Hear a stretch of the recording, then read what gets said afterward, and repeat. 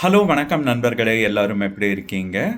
நம்மள நிறைய பேருக்கு இருக்கிற பிரச்சனை என்னையும் சேர்த்து தான் நான் சொல்கிறேன்.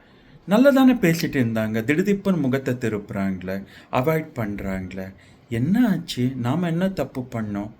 இதை நம்ம அக்கத்து பக்கத்தில் இருக்கிறவங்க கிட்ட இதை விலாவாரியே டிஸ்கஸ் பண்ணுவோம். அவங்க நம்ம கிட்ட இதை கேட்டுட்டு நம்ம கிட்ட யார் பேசாமல் முகத்தை திருப்பிட்டு போகிறாங்க பாருங்க, அவங்க கிட்ட போய் அதை சொல்லுவாங்க. எதுக்கு நண்பர்களே இது?